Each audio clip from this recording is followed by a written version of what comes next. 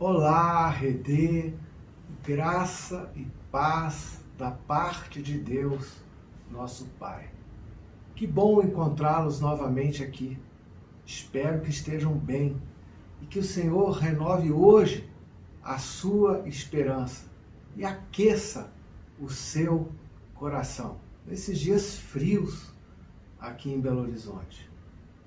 Se pensássemos nos temas que predominam nos diversos escritos apostólicos, diríamos que o tema preferido de João é o amor e o de Paulo, a fé. Qual seria a nota distintiva dos escritos de Pedro? Com certeza é a esperança. As suas cartas estão repletas de comunicação sobre a esperança viva que Deus instala na alma daqueles que abrem o seu coração para a palavra de Deus e confiam nas suas maravilhosas promessas. Talvez você já tenha dirigido em uma estrada em meio a muita neblina, com baixa visibilidade. É difícil dirigir nessas condições. Não enxergamos quase nada. O tempo em que vivemos é como dirigir em meio à densa neblina. Como é bom quando existe sinalização na estrada e referências que nos ajudam na condução.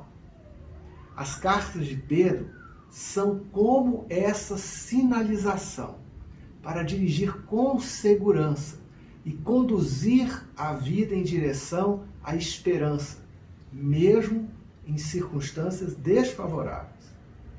Hoje vamos considerar a espiritualidade sinalizada nas cartas de Pedro. Uma espiritualidade que gera esperança e produz renovação do ânimo do coração. Os tempos de crise, quando a vida é drasticamente sacudida, são oportunidades para, mais do que sobreviver, experimentar um avivamento. São ocasiões para desenvolver uma espiritualidade que dá subsídios para enfrentar os desafios que nos cercam. Vamos considerar 3 bases para desenvolver uma espiritualidade que renova a esperança. A primeira base para desenvolver uma espiritualidade que gera esperança é firmar-se na graça de Deus.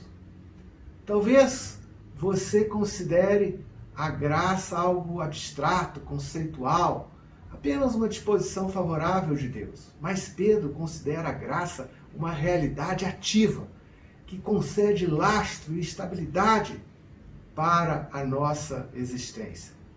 Pedro escreveu essa carta com um propósito explícito de encorajar e testemunhar da verdadeira graça de Deus. Ele afirma com ênfase: mantenham-se firmes na graça de Deus. O que Pedro escreveu sobre a graça até aqui? O que nós já vimos? A graça recheia toda a sua correspondência. Ele começa saudando as igrejas com graça e paz vos sejam multiplicadas. Depois trata de diversas facetas da graça de Deus que nos é concedida, que nos é destinada, da parte de Deus. Ele insiste que devemos colocar toda a esperança na graça que nos será dada quando Jesus Cristo for revelado. Ele ensina que devemos tratar os nossos cônjuges como herdeiros da graça da vida.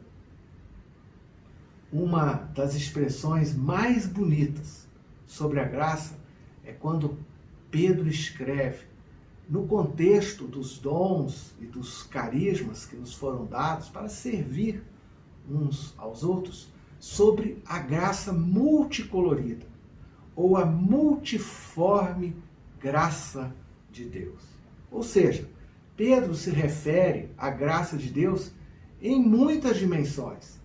Na relação com Deus, verticalmente, nas relações sociais, horizontalmente, na graça que nos foi dada no passado, na graça que nos será dada no futuro. Ele conclui a sua carta reafirmando a maravilhosa garantia de que a graça divina vai agir em nossas vidas nos próximos momentos, nos próximos passos da nossa história atual, ou seja, graça presente. O Deus de toda graça, que nos chamou para a sua glória eterna em Cristo Jesus, depois de terem sofrido por pouco tempo, os restaurará, os sustentará, lhes dará força e os porá sobre firmes alicerces. O fato é que as situações difíceis não durarão para sempre, mas a glória que Deus concede a seus filhos será eterna. A graça multiforme se manifesta na história de modo abundante e suficiente para a nossa restauração. A ideia é de ser reabilitado ou aperfeiçoado. Também para a nossa sustentação, dando firmeza, colocando no lugar seguro. Para o nosso fortalecimento, concedendo força, fazendo-nos fortes para enfrentar as dificuldades. Fundamentando a nossa vida, pondo-nos sobre alicerces firmes, estáveis, como uma casa que não é arrasada pela tempestade. Enfim, todos os elementos e dimensões que necessitamos para uma existência plena agora. Por isso que precisamos recordar a graça que nos é concedida da parte de Deus por meio de Jesus e ficar firmes nessa graça divina, confiar e esperar no Senhor. A segunda base para desenvolver uma espiritualidade que gera esperança é aprofundar a conexão com a igreja local. Em toda a carta, Pedro aponta para o amor fraterno entre os participantes das igrejas locais, como uma plataforma de refúgio e ajuda recíproca para os que passam por tempos de dor, sofrimento e antagonismo. A igreja local, funcionando adequadamente, é como uma arca segura, estável, em meio à tempestade. Uma das maiores necessidades que temos em dias de distanciamento físico, espacial, é manter bem vivos e fortes os vínculos sociais que nos unem como igreja, ainda que remotamente. Entenda bem, não se trata de frequência a um auditório, mas de conexão, de ligação espiritual e fraterna entre o povo de Deus, com a rede de relacionamentos na comunidade da fé. Pedro chama a equipe de presbíteros, ou anciãos, ou pastores, a atuar efetivamente no cuidado do povo de Deus. Pastoreiem os pastoreados por Deus, que estão sob seus cuidados. Pedro ressalta a importância, a urgência do trabalho pastoral na igreja local. É provável que, em circunstâncias de perseguição, alguns pastores estivessem receosos de sofrerem represálias. Talvez alguns estivessem desanimados com as dificuldades do ministério pastoral. Por meio da proclamação do Evangelho, Deus tirou muita gente das trevas para a sua maravilhosa luz. E as pessoas que creram nas boas notícias experimentaram a misericórdia de Deus, o seu perdão, e receberam uma nova vida. Os que antes não eram povo, agora foram regenerados e constituídos povo de Deus. A proclamação do Evangelho foi o cajado pelo qual o bom pastor, o supremo pastor, reuniu o seu rebanho. E o bom pastor, para manter o cuidado com o seu povo, estabeleceu cooperadores, equipes de pastores que devem atuar segundo alguns parâmetros éticos. A tarefa da equipe pastoral é cuidar do povo de Deus, que foi colocado sobre os seus cuidados. O trabalho a ser realizado é pastorear aqueles que Deus pastoreia, ajudando na obra, na missão que Deus realiza.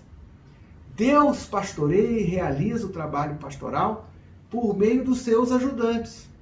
No exercício do pastorado, é preciso ter clareza que o rebanho é de Deus, que os que lhe são confiados pertencem a Deus e que a tarefa para a qual foram incumbidos também é uma tarefa dada por Deus. Ser pastor não é ter um título, é uma função que se desenvolve a partir da consciência do chamado divino no coração e consiste em efetivamente se interessar e investir na formação espiritual das pessoas segundo Cristo, numa dimensão coletiva, cuidando de um grupo, não apenas de indivíduos isolados. Pedro destaca a necessidade de servir com boa vontade e integridade de propósitos. A realização da tarefa pastoral deve ser como Deus quer, nunca por obrigação ou relutância, mas servindo com alegria. O trabalho pastoral é digno de ser remunerado, mas ninguém deve ingressar no serviço pastoral com motivação de obter lucro ou pretensão de vantagens pessoais. Cuidar de um rebanho supõe alguma capacidade de gestão, mas vai muito além disso, pois visa a formação de cidadãos do reino de Deus. Pastorear envolve conhecer as pessoas, saber seus nomes, acompanhar sua história e proteger espiritualmente, trabalhando na formação do povo com a didática de Jesus, o exemplo. O modelo de liderança é o de servo. O servo com bacia e toalha nas mãos, pronto para lavar os pés dos seus discípulos. Mas não devemos idealizar a pessoa do pastor. Lembre-se que quem está escrevendo é Pedro. E se recordarmos a sua caminhada, lembraremos como numa certa ocasião ele falhou no testemunho de Cristo. Mas nem por isso Cristo o descartou. Pelo contrário, a graça de Deus o acolheu e se manifestou restauradora, levantando-o plenamente do fracasso e confirmando o seu ministério. Se por um lado os pastores são chamados a assumir e desenvolver o ministério pastoral em tempos de crise, os que são pastoreados também são chamados a se deixar ser pastoreados. Se Deus concedeu pastores, é porque precisamos de pastoreio. Precisamos ser cuidados também do ponto de vista espiritual. O tema da sujeição, tão caro e importante para Pedro, volta aqui na perspectiva do desenvolvimento de uma espiritualidade saudável. Da mesma forma, jovens, sujeitem-se aos anciãos, aos presbíteros. Pedro já havia tratado da temática da sujeição na esfera mais ampla da sociedade civil, na dinâmica das relações de trabalho e também no ambiente familiar. Agora chama a igreja a apoiar aqueles que foram designados para o trabalho pastoral. O princípio da sujeição não consiste em obediência cega ou subserviência, mas numa disciplina espiritual que se desenvolve a partir da fé, da confiança no senhorio de Jesus, na compreensão de que Deus está reunindo em Cristo todo o universo fragmentado por rebelião, divisão e violência. A igreja é a vitrine da nova sociedade reconciliada de Deus.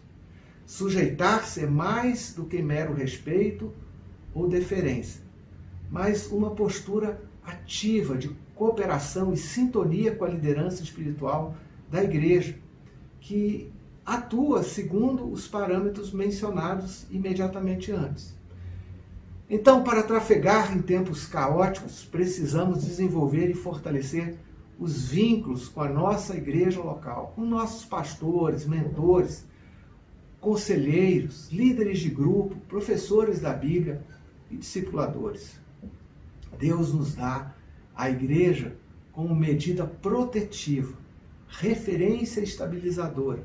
E precisamos aprender a dinâmica de ser igreja nesses tempos de distanciamento físico. A terceira base para desenvolver uma espiritualidade que gera esperança é cuidar e cultivar os afetos que permeiam, que habitam o coração. A pandemia trouxe à tona, pôs em evidência diversas fragilidades da sociedade, a enorme desigualdade econômica e outras deficiências da organização social. Da mesma forma, a crise revelou problemas relacionais na dinâmica familiar, como também fez emergir muitos afetos ruins instalados no coração. Apareceram problemas na pressão do ambiente doméstico e tomamos consciência de atitudes inadequadas. Pedro chama a atenção para as atitudes, os afetos altamente destrutivos para os relacionamentos e para a própria pessoa. É preciso ligar o radar do autoconhecimento e detectar o orgulho, a ansiedade, a desatenção para as realidades espirituais. Todas as crises incidem sobre quem somos, nos afetam, nos moldam, nos modificam. Precisamos observar a pessoa na qual estamos nos tornando em meio a essas crises da vida. Pedro destaca 3 perigos que rondam o coração e apresenta posturas espirituais adequadas como resposta. O primeiro perigo, gravíssimo em todos os tempos, é o orgulho, a arrogância, a soberba. Pedro escreve sobre a necessidade de todos se vestirem de humildade uns para com os outros.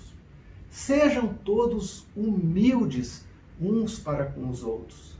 E a razão para vestir-se de humildade é porque Deus resiste aos orgulhosos, mas concede graça aos humildes. O chamado para vestir-se de humildade tem 2 frentes. Primeiro, na relação uns com os outros. Segundo, na relação com Deus. Em relação uns aos outros, em geral, temos a tendência de acentuar as nossas qualidades e sublinhar, marcar os defeitos dos outros. Humildade é olhar para si mesmo e também para os outros com justiça, percebendo as próprias fraquezas e reconhecendo as virtudes, os dons que o Senhor concedeu aos outros. Humildade significa colocar os outros antes, em primeiro lugar, priorizando suas necessidades e perspectivas.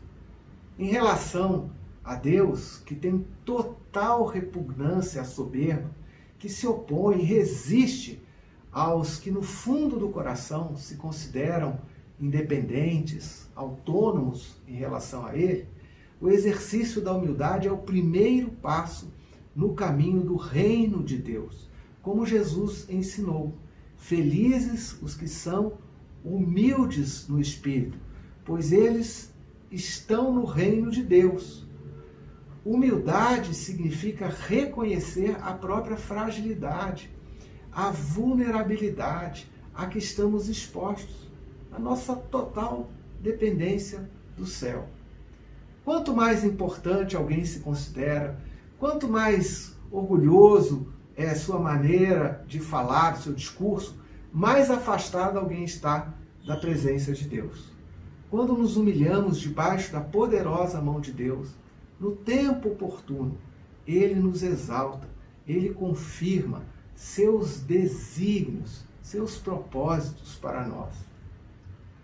A pessoa humilde se curva perante a sabedoria de Deus e considera a vida segundo a perspectiva do próprio Deus. Um segundo afeto perigosíssimo é deixar o coração ser tomado pela ansiedade. A ansiedade drena a energia, divide a alma e deriva de uma concepção de mundo onde a pessoa se imagina sozinha, precisando providenciar tudo para manter-se segura, tentando controlar todas as variantes existenciais para assegurar a sobrevivência. A ansiedade nos deixa inquietos, agitados, intranquilos. Deus, graciosamente, convida a cada um de nós a lançar sobre ele todas as cargas pesadas, todos os fardos da alma, porque ele quer cuidar de nós como bom pastor. O convite é para lançar sobre ele toda a ansiedade, porque Deus tem cuidado de nós. Se reconhecermos nossa pobreza e pedirmos socorro a Deus, ele vai nos assistir no momento adequado, no tempo certo, na hora certa. Um terceiro afeto que resulta em grave dano é o desdém, a desatenção com as realidades espirituais, metafísicas que nos cercam. Estejam alertas e vigiem. O diabo, o inimigo de vocês, anda ao redor como um leão, rugindo e procurando a quem possa devorar. Resistam-lhe, permanecendo firmes na fé. Pedro chama à vigilância, ao discernimento, tanto em relação aos próprios pecados que emergem do nosso coração, mas também em relação à atuação maligna do diabo, do adversário espiritual, que anda à espreita, que é ameaçador, é violento e pode nos fazer mal. O fato é que por detrás de algumas situações há a ação do mal que transcende aos fatores desta ordem, ou seja, é de origem diabólica. E não podemos ignorar os seus desígnios destruidores e as suas armadilhas. Somos chamados a resistir na fé, isto é, baseados na confiança que temos em Deus. Veja bem, a Bíblia diz para fugirmos das tentações e resistirmos ao diabo. Os crentes às vezes fazem o contrário, se dão mal, tentam resistir às tentações e fogem do diabo. A convocação é para nos opormos ao diabo. Em tempos de crise, portanto, precisamos perceber a pessoa na qual estamos nos tornando, guardando o nosso coração, os pensamentos, as posturas, livrando-nos de atitudes de desprezo, zelando para que a nossa alma não seja tomada por ansiedade e desconfiança do cuidado de Deus para conosco. E permanecermos atentos à ação maligna sem demonizar a realidade. Concluo afirmando que o Deus de toda graça é também o Deus de toda esperança. O autor da carta aos Hebreus diz que a esperança é como uma âncora da alma, firme e segura. As âncoras estabilizam as embarcações, evitando que correntezas, marés, vendavais ou tempestades arrastam e destruam os barcos. Elas fixam os navios, os barcos e dão firmeza e segurança aos mesmos. Do mesmo modo que a esperança viva, a esperança cristã, funciona como uma âncora para a nossa alma em tempos turbulentos. A esperança canaliza o foco, a atenção, o coração para o futuro que Deus tem em mente para nós. É como uma força gravitacional que nos atrai para os bons propósitos que Deus tem para a humanidade, para as perspectivas, os cenários que Deus quer construir. Hoje, Deus está nos chamando a mais do que sobreviver, a experimentar uma renovação saudável da esperança, por meio do cultivo dessas bases que geram esperança estabilizadora em nosso coração. Que Deus te abençoe, que Deus te ajude a fixar os seus olhos nas promessas e olhar para os compromissos do Deus de toda a graça, do Deus de toda esperança viva e verdadeira para você e para a sua família.